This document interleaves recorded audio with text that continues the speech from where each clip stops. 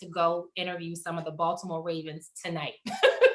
Right. And I remember in that moment thinking, I'm broke, they rich, I'm single, they fine. Right. All of these things were in my mind. And I said, okay, sure, I'll go do it. But I shared this story because it led me to my first interview which was with a Super Bowl MVP, Ray Lewis, my very first interview. It got over 80,000 hits on YouTube. And the best part about it was my best friend since the 7th grade was there, and she saw me doing the interview and she said, B, this is your zone. This is what you need to do. This is your calling. And from there, I went to a broadcasting school in Maryland and I actually pursued my dream.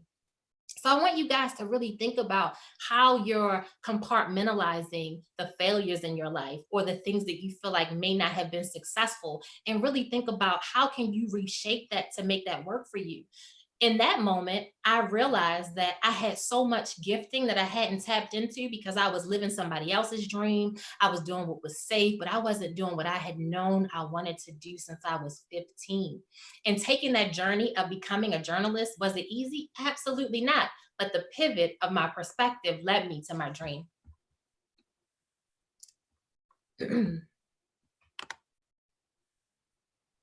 So there's an acronym today that I want to teach you guys on how to actually pivot your perspective. As I was thinking about Kobe and his footwork, and I was thinking about my story and how I do what I do and how I've moved my life forward, I said, what thing does he have to do, or did he do when he actually pivots on the court, you know? And I thought about the times in my life where I had to make a strategic move. I said, well, Crystal, what did you do to get to the next space in your journey? And I realized I had to reset, y'all. So in order to pivot, you have to reset. That's the acronym for today. RESET. Now, I want to talk about my teaching experience just a little bit more, because guess what? If I hadn't been a teacher, I would be able to come today and present to you guys, right? If I hadn't been a teacher, I would not have known the gift of acronyms, because acronyms actually help you remember the thing that you're trying to convey to the audience, right? So reset. So it's RESET. So when you want to pivot your perspective, I recommend that you press reset. So the R in the reset formula is to recall. Now, this for so many people is a difficult and trying space to go, because it brings up those emotions, right? It brings up the things that make you feel unsettled or insecure or not as valuable in a space. It's actually recalling what triggered your need to pivot. For me, again, it was laying in the bed that moment and literally considering ending my life, right? Ending my life was the thing that it made me say, Crystal, something about where you are is dark. It's not where you've been called to go, and it's not aligned with your destiny. So I want you guys to think about what thing has happened in your life that has really triggered your need to pivot, right? There's something that has happened that brings up some emotions in you that you might not really be able to identify what those things are, but take a moment to think about what thing happened in my journey. And so for me, it was the failure, right? It was the failure that was making me sad. It was the failure that was making me depressed. It was the failure that made me feel worthless, right? It wasn't necessarily that I was those things. I was not a failure. I was not worthless, right? I was not unambitious, but I had those moments and that thing that triggered in me. So triggers are things that become something bigger, right? And that is an original CBS Bias quote, y'all. So share that online if you want to, right? Put it in the chat box, share with a friend, tweet it. But literally, triggers become something bigger. We might not think of it like that, but think about in a moment when you're upset and you're angry about someone saying to you that made you feel disrespected. And that trigger can become an argument. It can be the end of a relationship. It can be the end of a business partnership. So triggers become something bigger. And so if we never get to the root of the trigger, like what's going on inside of us, then we can never move forward to our perspective being pivoted, right? So triggers are external events or circumstances that produce very uncomfortable emotional reactions, such as anxiety, panic, discouragement, despair, or even negative self-talk. And I really want to hone in on that negative self talk aspect of it, because a lot of us don't think about that as being a reaction to a trigger, right? But when you're constantly having a conversation with yourself that is negative, there's something that's triggering that. For me, I remember the first time I walked into Fox News, the first 3 months, the first 90 days there. Um, I was the only African American woman in my newsroom at the time. And when I say the only, I mean the only. There was one other woman who was Eritrean who was there, but she worked a different shift than me. And I remember feeling so isolated, so lonely, so insecure. And it wasn't that people may have been making me feel that way, but there was something inside of me, right, that was creating this negative talk of, you're not worthy, you're not supposed to be here. And one day I sat with myself and I thought about it, like, Crystal, why are you feeling like, just because this person went to Yale, or this person went to Harvard, or this person is white, or this person is Hispanic, like, why do you feel like you don't belong in this room with them? And I thought about a conversation that happened when I was in high school. And again, I was supposed to be the statistic, y'all. I grew up in a single parent family. My dad divorced when I was 8 years old. My mom worked 2 p.m. to 10 p.m. every single day. So I was at home most of the time alone. I was out in them streets at 12, And so I literally was very independent, but never really secure in myself because of some of the traumas and the things that I experienced growing up. And so it wasn't the fact that, where I was that isolating, or anybody made me feel like they were superior to me. It was the thing in me, right? That negative self-talk that was triggered by something that happened to me years ago, right? So I didn't have the confidence to speak up in the newsroom. I didn't have the confidence to say, this is what I came here to do. And so once I realized that my triggers were becoming something bigger, meaning inhibiting my dream and my goal of actually being on TV, creating content, hosting my own show, that's when I had to regroup. So what I want you guys to do right now is, and I want you to share in the chat box. I'm not sure, I can't really see the chat box, but I have a question of, what is actually holding you back, right? What is actually holding you back? So many of us have things holding us back, and we have no idea that that is what's happening with us, right? The things that are making us not move forward with the vision, not move forward with the dream. And so I found a list online, and I have a lot of resources here. And this list actually comes from Psychology Today, of some things that actually trigger you, right? Some triggers. And so if you guys want to just put in the chat box a couple of your own triggers, but I'll read a couple of these. Crystal, can you hear me? I can hear you now. Okay, whenever you want me to read some, I'll read some off the chat for you. Okay, absolutely. So I'll just throw up my hand and then you could, throw them in, right? Okay. Thank you. So one thing is anniversary dates of losses or trauma, right? Frightening news events. We're actually living that right now. That's a trigger. That's something that can cause that negative emotion in you, right? Too much to do or feeling overwhelmed. Family frictions, the end of a relationship, spending too much time alone, right? So many of us are experiencing that, and we might not even know that that's triggering something in our psyche that's going to keep us from moving forward, right? Being judged or criticized and put down, receiving a big bill. Look, I know when some of my bills come, y'all, I'd be like, listen. It triggers something in me, guys. So Radia is going to share just a couple of the triggers or things that might be happening that are stirring up this emotion in you. So we have feeling overwhelmed, spending too much time alone, feel of failure. Those are some that have been dropped in the chat. So, it's funny when you experience those triggers. I want you guys to go back to the pivot, right? And the R, right? The R is recalling that thing. So I want you to take a minute to stop and then think about, well, why is this thing actually bothering me? Like, what is this thing stirring up in me? So let's explore just being at home alone for a second. All right. So I love to cook. Anybody knows I love cooking soul food. So that's collard greens, fried chicken, sweet potatoes, all of that. That's my thing. That's my bag, y'all, right? And if I wasn't 6 feet tall, I probably would be ginormous, right? I would probably be ginormous. But one thing I realized as I've been in the house for the last month by myself in my apartment, all of my kitchen cabinets were open when I walked into the kitchen. And this was on more than one occasion. And I'm like, what is this about? Like, why are you in here, Crystal, with all your cabinets open? And I realized that being in here by myself in this closed space, right, was triggering me the need to have some things open. And I didn't even realize it, right? I Mm, didn't even realize what was going on and what I was doing. And so being alone sometimes really is an indication of, are you really comfortable and cool with yourself? Like, are mhm, you really good with who's on the inside? Like when you wake up and you don't have your hair done, you don't have your makeup on, right? And it's just you and yourself. Are you okay with who you are? Ask yourself that question, because if you're not okay with being alone, that means there's a bigger issue. There's something else that's triggering that emotion. It might be abandonment, it might be abuse, it may be just this huge fear that exists in you. But take a moment to just jot down your feelings while you're feeling that, right? And then say to yourself, how can I actually move forward from this? But I'm going to give you guys some tips in the meantime on how to do that.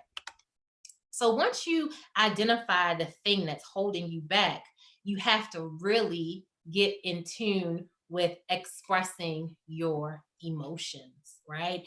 And this quote here, you have to feel it in order to heal it. You know, you have to feel it in order to heal it. So many times we've been told that we shouldn't feel a thing, right? You know, shut up, stop crying. It ain't that serious. Well, maybe it is that serious, right?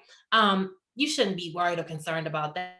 Well, maybe I should, right? Nobody should have the power to deny you your feelings. But what I want to encourage you guys to do, like I have on the back of the bottom of the slide here, is set parameters on how you feel what you feel and hold yourself to those boundaries.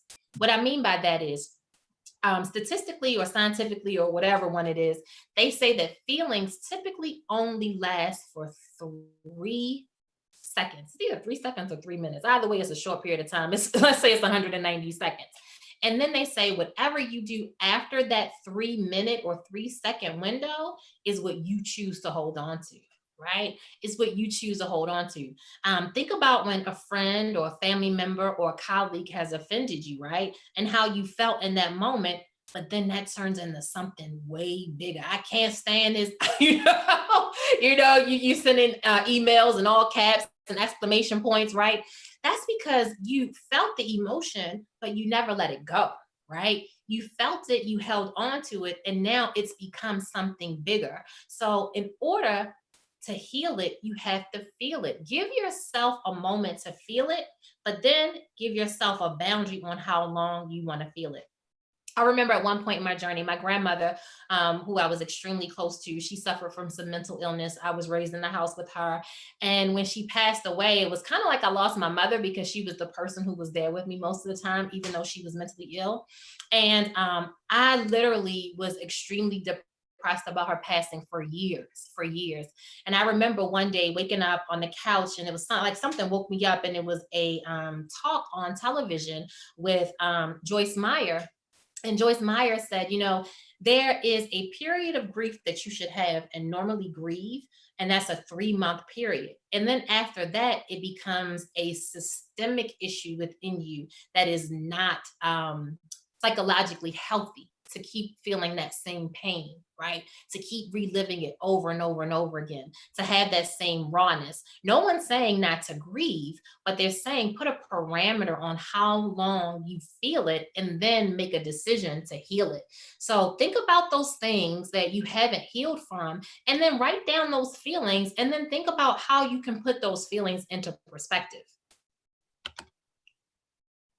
The best way to do it, guys, is to express your emotions and feelings, right? Express them. And again, I ain't saying going in and shoot up the building, y'all. Okay, we're not gonna do that. But right, I'm gonna give you guys some tips and some strategies on how you can effectively express what you are feeling, right?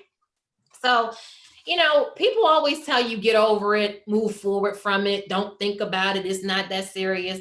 We've heard all of those things, but nobody really teaches us in school like how to deal with it, right? Like how to handle it, how to move forward from it. And so there are 8 ways on this slide that you can actually manage your negative emotions. I'm going to just touch on a couple of them because I'm trying to keep track of my time.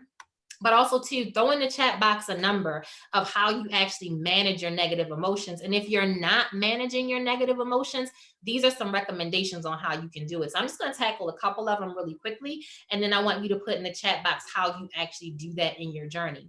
So the first thing that you want to do is compartmentalize, right? We have a big tendency as human beings to not put things in the proper box or perspective, meaning we get upset, we get fired up at work, and then we take that same emotion home and we start an argument, right? Somebody cuts us off in traffic, pisses us off, and then we come into work angry and upset. So what we have to start doing, guys, is compartmentalizing, what it is that we actually experience and who made us feel that way, and make sure that we address it with the proper parties. Right? That also pertains to keeping stuff lingering. If someone hurt you 15 years ago, don't hurt the person from 5 days ago because of what somebody did 15 years ago, right? So we want to make sure that we manage those negative emotions the right way. So also you can take a piece of paper, right? And you can put some boxes. You can put some boxes, personal, home life. You can put work life. You can put business life. And then you can start throwing these emotions and these feelings into boxes so you can see how you need to separate those things and compartmentalize.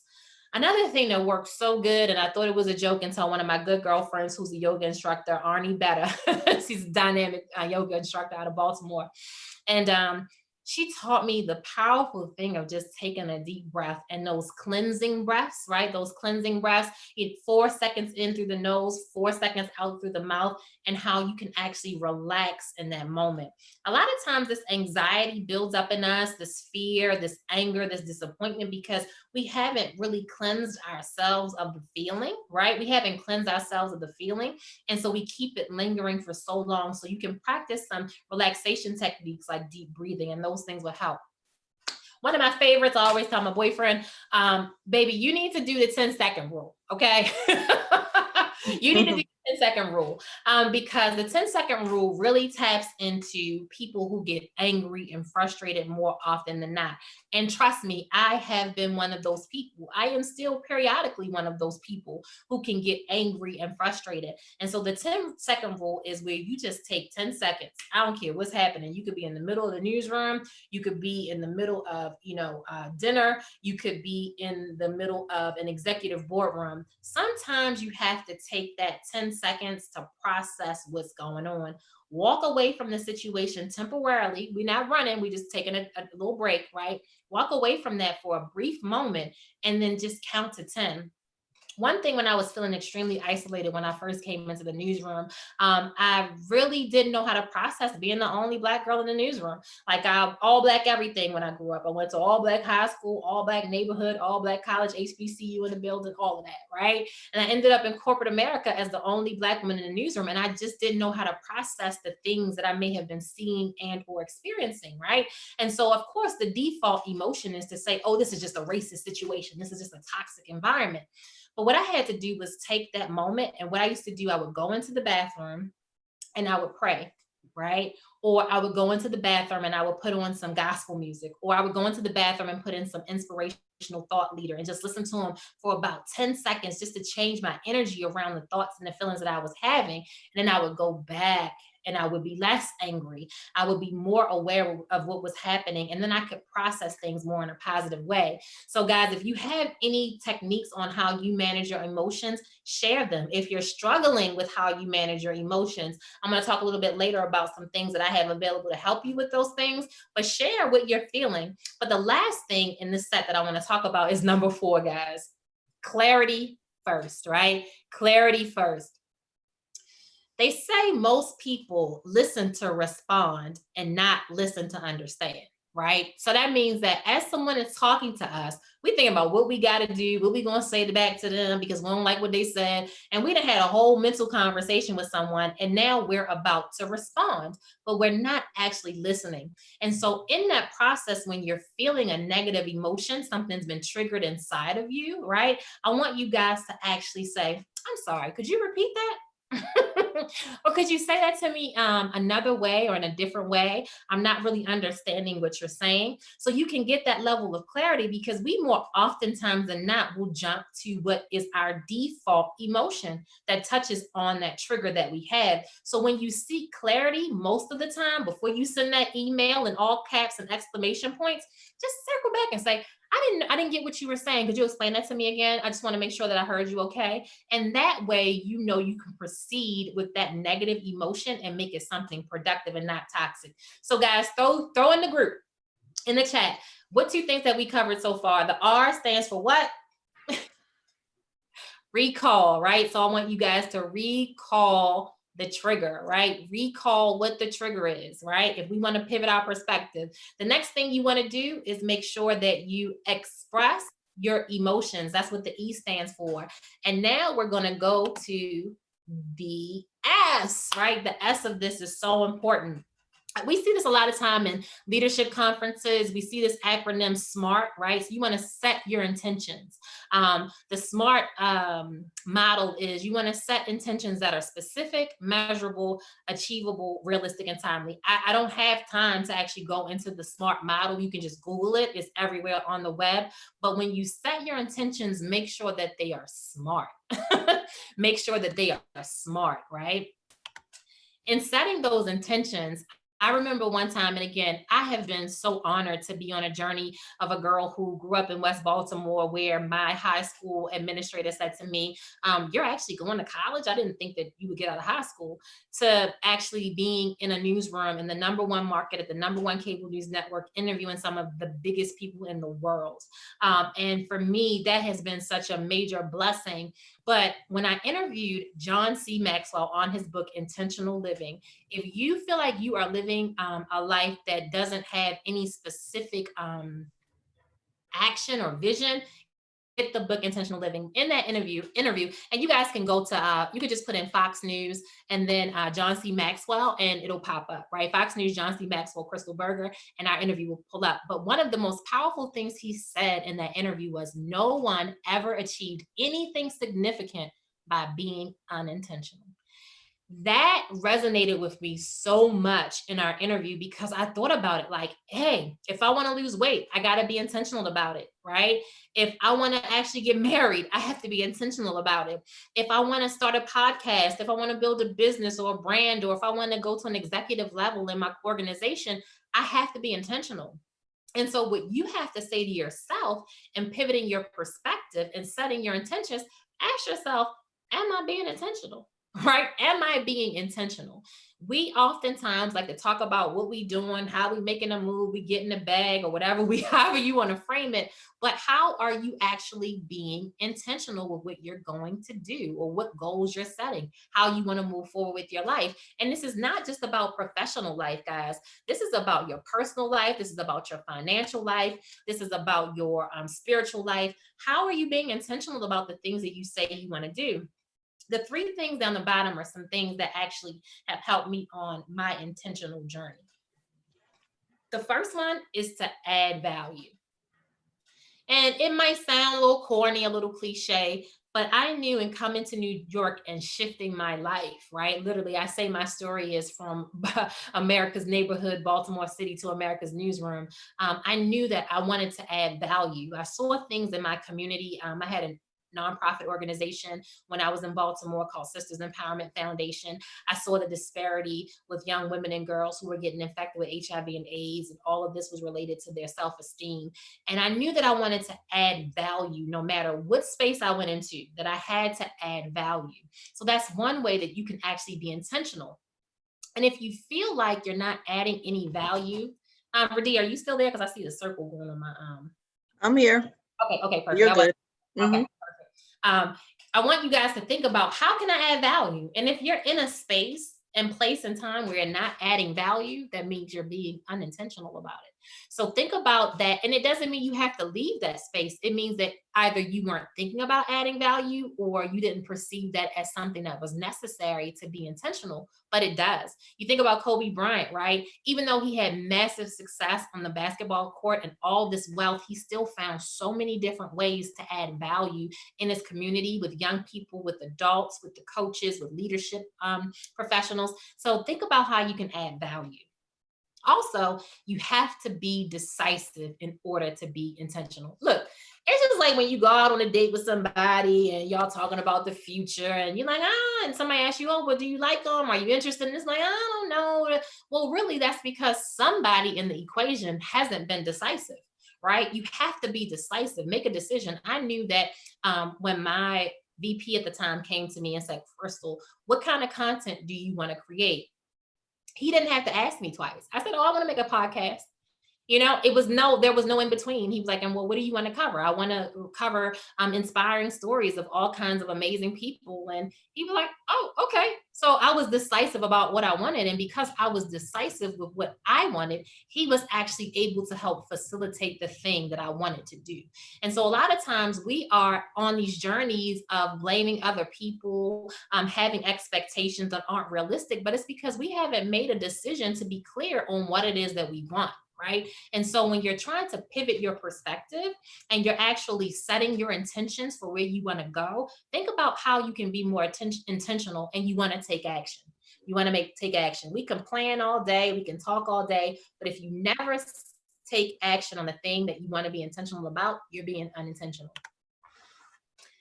This one here is my favorite slide. One, because it's purple and I love the color purple, guys. It represents royalty and regalness, but actually exploring the possibilities of life, right? So we have recall, right? Recall the trigger. We know that you want to express your emotions. You want to set your intentions, and then you want to explore the possibilities, y'all.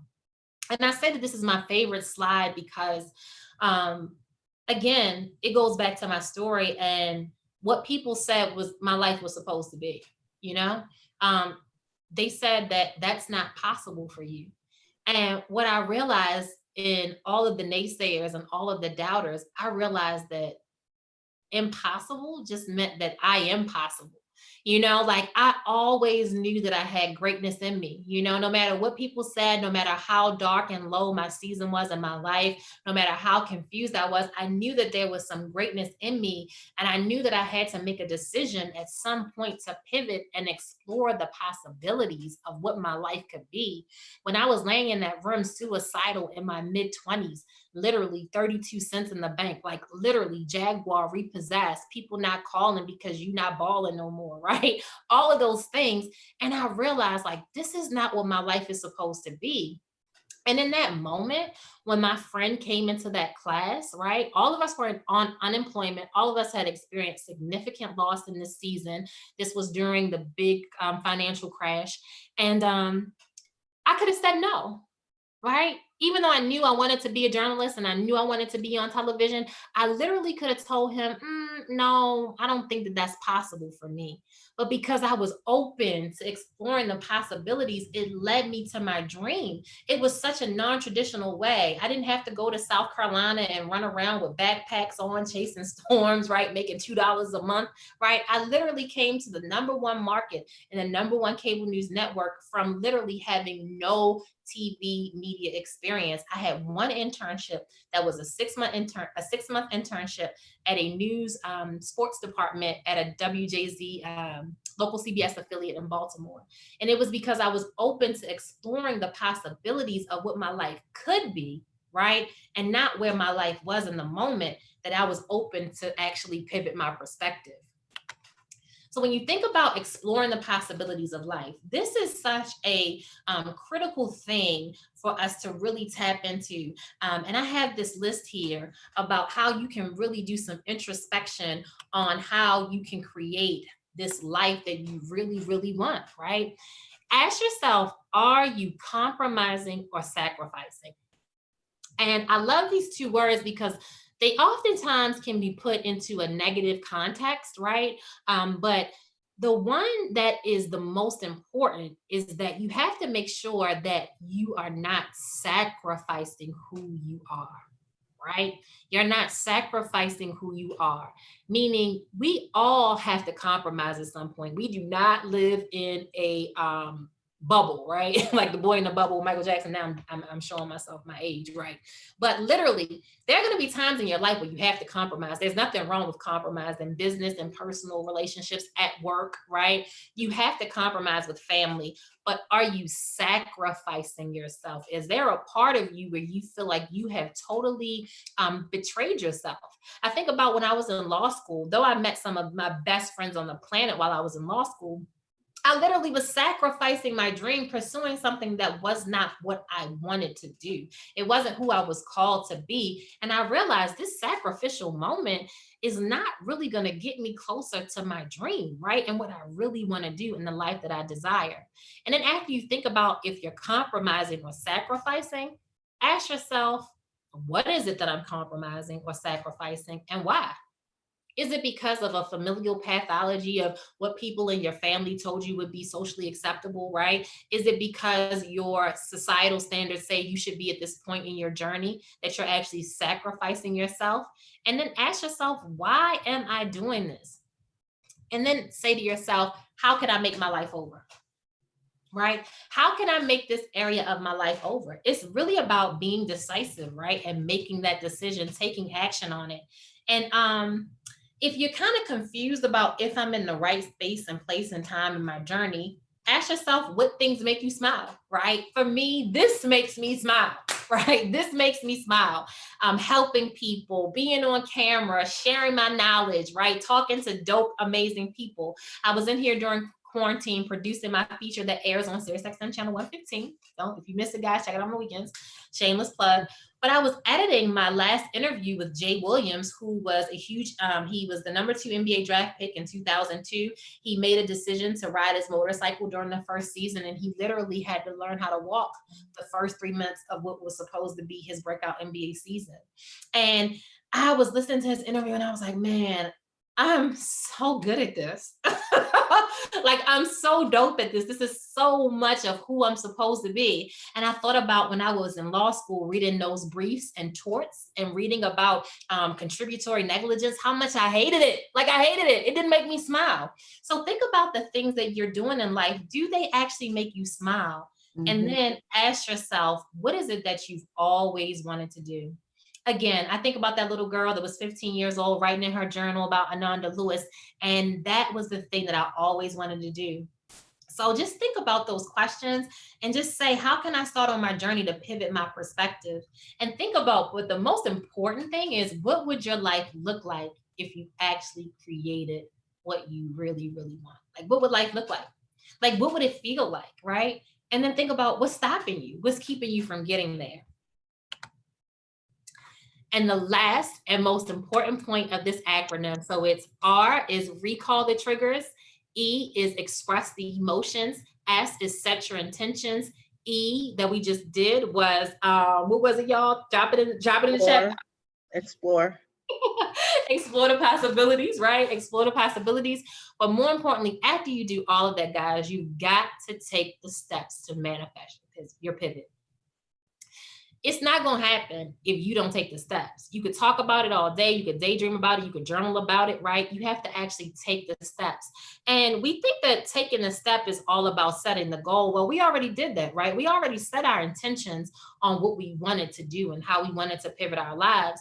And what I realized on my journey of just really pursuing and achieving my dream, and I still have a long way to go. I still have more things that I want to do. And I realized that in order to take the steps, it's some certain mental things that I have to do. And those things probably don't look like what you think I was going to say.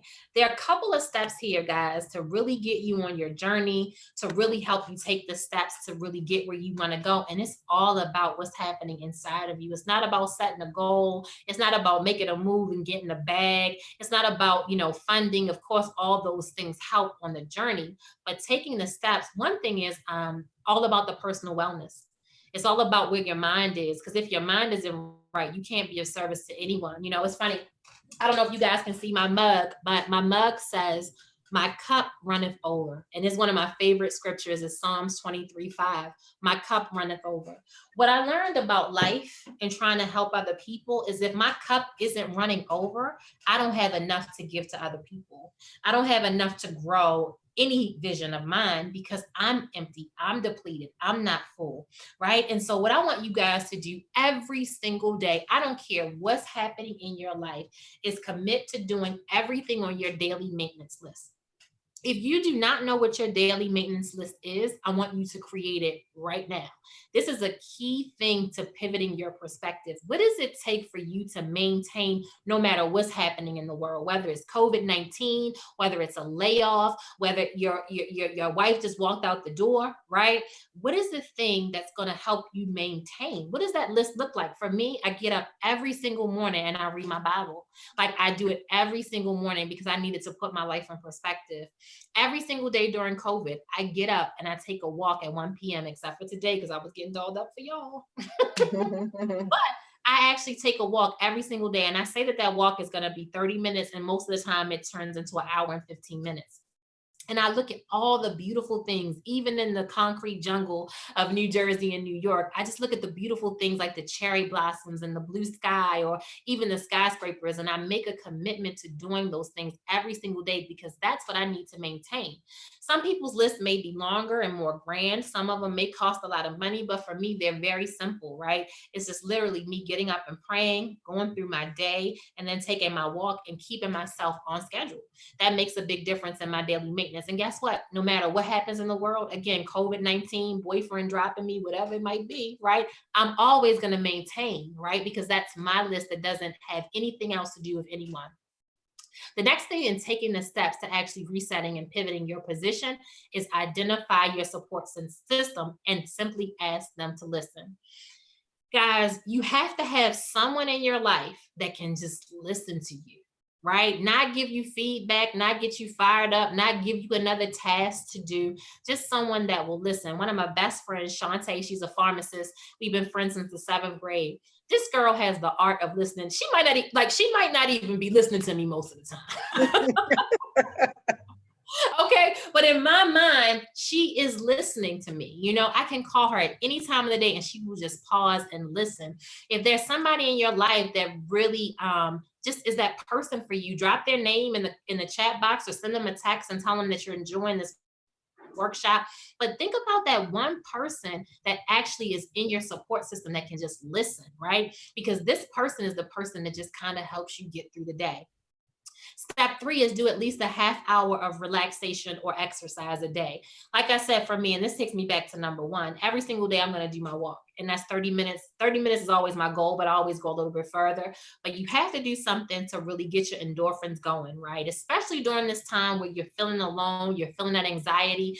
Sometimes it's very difficult to work out at home, but just go for a walk. And then the walk turns into a run. The run turns into a sprint, you know, and then before you know it, you're in the park doing pull-ups. I don't know. We all seen that crazy person in the park doing pull-ups, right? So just think about something that you can do every single day for a half an hour that really will help you take the steps. Because when those endorphins aren't flowing, when we're not happy and we're not excited about what's happening in our lives, right? And we just keep in this dark space, it's very difficult to move forward. The next thing is write in your journal for at least a half an hour a day. Might sound like a lot, but there are 24 hours in a day, about 18 of them we're up and moving around. So you can really commit to this. Take 30 minutes and just jot down anything. You could hear something dynamic in a presentation or a workshop. You can read your Bible, or you can listen to your favorite self-help guru, or you could be watching television and something actually triggers in you and it makes you say, let me just journal about this, right? You could get a phone call that makes you feel uncomfortable, but get yourself a nice little notebook, a nice little thing to write in. For me, this used to say all things are possible on this, but as you can see, I use it so much, it actually wore out. But one thing I wrote in this was things that I've always wanted to do. I just did that recently, like 2 days ago. And I just wrote down things that I wanted to do. And I know at some point I'm going to flip back to that page in my journal and be just like the day that I flipped back to the note that I wrote to myself about being 15 years old and wanting to be like Ananda Lewis, right? And so writing your journal, because the journal writing really helps you see how far you've come. It helps you put into perspective where you want to go. But more importantly, it makes you see how many wins you've had in life, right? It's like this running log of how amazing you are. And so make sure that you commit some time to writing in a journal and documenting it. And it doesn't have to be anything long. If you're not a writer, I get it, right? I'm a writer. I remember my parents divorced and I would just write in my journal for hours and hours and hours, right? But everybody is not that. You might use your little memo pad on your phone, whatever works for you, but try to journal your thoughts because it really is therapeutic. But the most important thing about taking the steps is work on something fun and creative, guys. Like life is already stressful enough, right? Life is already going to have its pitfalls. It's going to have its COVID-19s and pandemics, guys. It's going to have its financial meltdowns. All of this stuff is going to happen.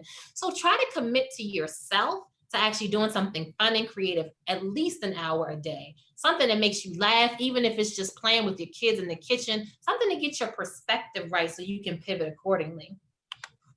So the last thing that I want you guys to really remember on this journey is no matter what, your response is the only thing that you can control.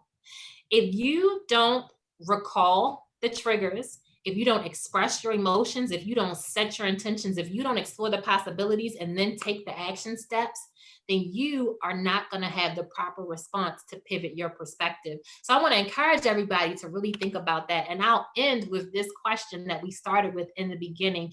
When Kobe Bryant said in his speech, he says, focus on your journey and not your destination. Think about the power of that quote. Think about how you really want to enjoy the right now. I've had so many friends call me with complaints about what's happening with COVID-19, and I am not negating the devastating and gravity of this pandemic. But think about how you are perceiving your life and the moments that you're having on your journey. If you always focus on the destination, you're going to forget about the journey, and the journey is the most beautiful part of it all. So my question to you guys today, I want you to drop it in the chat box, is how will you pivot? It's so critical, guys. Hopefully you'll use the reset model. And of course, there's me. Look, guys, if you want more, I know this was like a crash course in pivoting your perspective. I have just launched, I'm so excited about this, Radia and Carvel.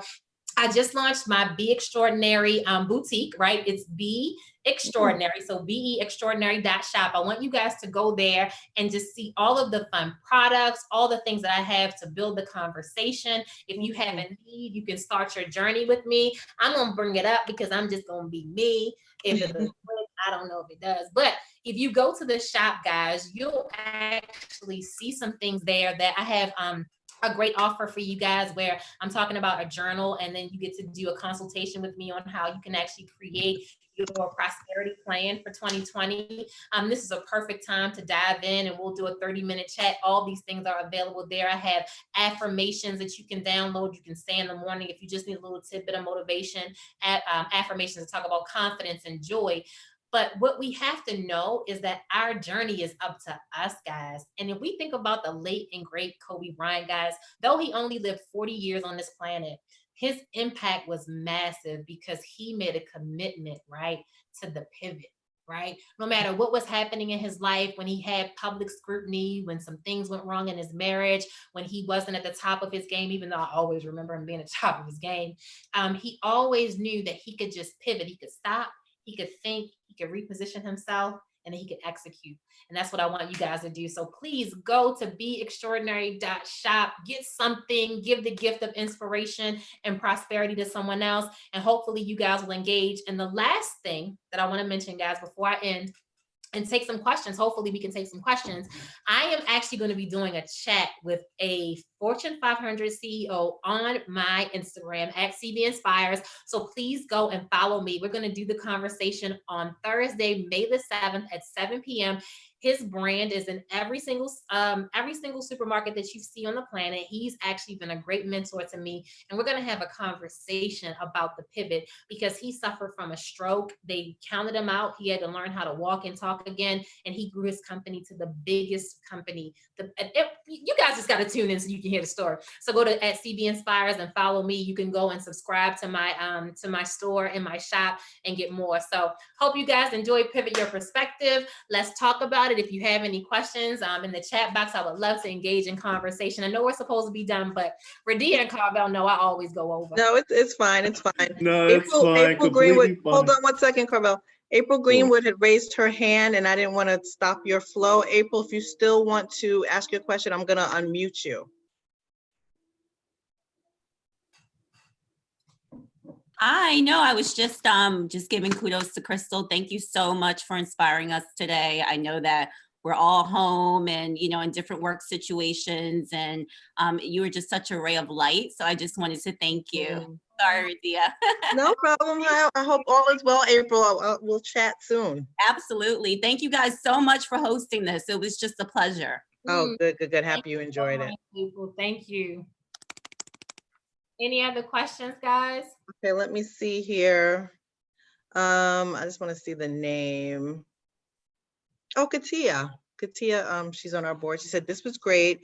I've been putting journaling off for a while now, but this has definitely motivated me to incorporate this into my daily routine. Thank you so much. Of course. And guys, I have a resource on my website, on my shop. It's called 30 Days to an Extraordinary Life. And in there, I teach people how to journal because I know everybody isn't a writer. And so I give you the keys. It's called Journaling 101. That's in that actual workbook. And it actually gives you the steps on how you can journal. And there are spaces in that actual workbook where you can journal about people's quotations, amazing people I've interviewed over the years, what you think about it, how you feel about it. And I give you a lot of the key steps to actually learning how to journal. Oh, see, I need that. I definitely need that. People asking for your Instagram tag. Let me see. I put that in the chat, but I'll also send all of Crystal's information in the thank you email that we'll be sending out. I'll have links to her pages and ways that you can contact her. Everybody's just saying this was great. Great job, Crystal. Thank you. I love your spirit. Thank you for sharing these great tools. Let me see if we have any questions here. And guys, while Radia is looking for the questions, it's at CB Inspires. The CB is for Crystal Berger, right? But CB Inspires. I really love inspiring people. So I'm going to be putting up a lot more content. I'm relaunching so many things just because the season right now is really to help people activate their purpose and their passion. And that ultimately leads to prosperity, right? Like, I think a lot of times we think that prosperity is just about, like, you know, the financial things in life, but it's about that my cup runneth over, right? When you're so full and so prosperous, meaning in just giving and goodness, your cup can run over and you can actually be of service to other people. And so hopefully you guys will engage. Actually, I'm doing an audio book. You can go and listen to a clip of my book in audio. It's on my website. It's on the shop site as well. You can click and listen to it and let me know your thoughts. If you guys want to actually drop that at CB Inspires and let me know how you feel about the audio book, that would be great too.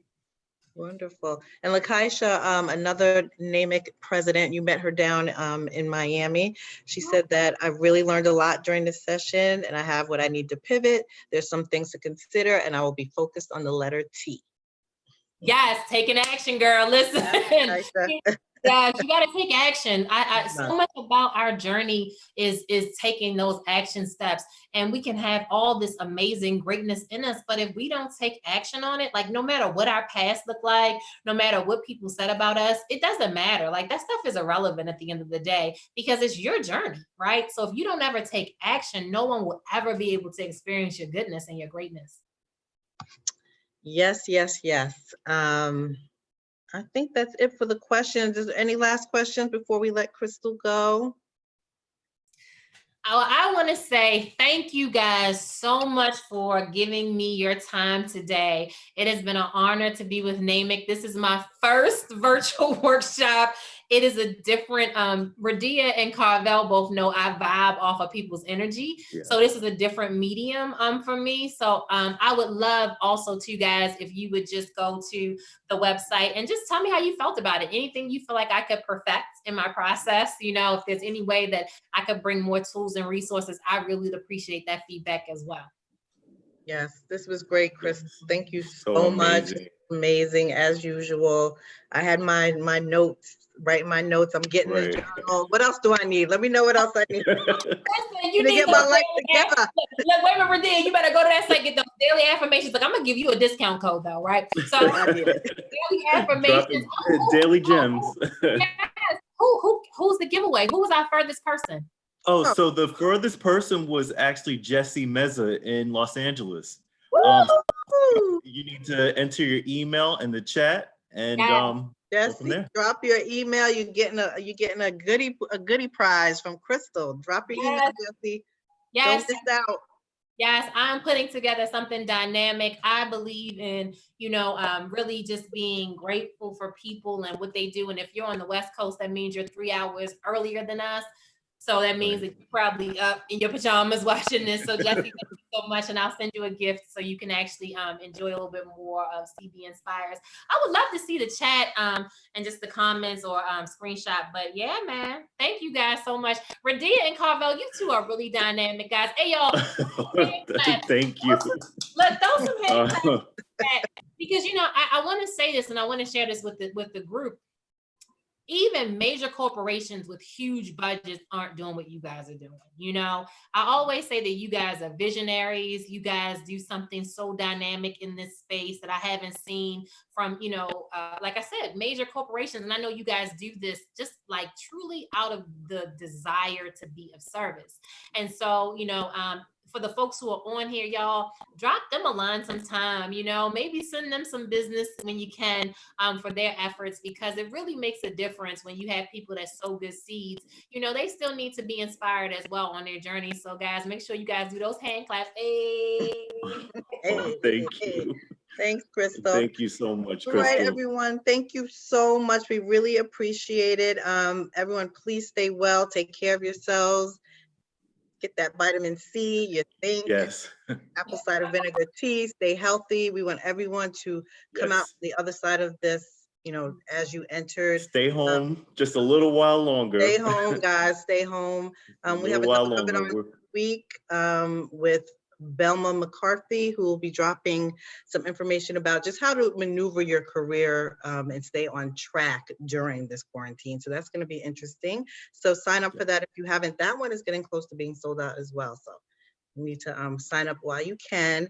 And we'll see you soon. I can't wait to see all of you. I just missed all of you. I missed seeing everyone's face and just vibing, but we will soon all be together and we will celebrate how tough we were and how we came out of this even better than ever. So have a great rest of your day. Carvel, you have anything you wanted to add? Nope, just to stay home, stay healthy, and that's it. Make sure you tune into more Zooms with us. Yep, quarantine and build. Thanks, Crystal. All right, take care, everybody. Thank you guys so much.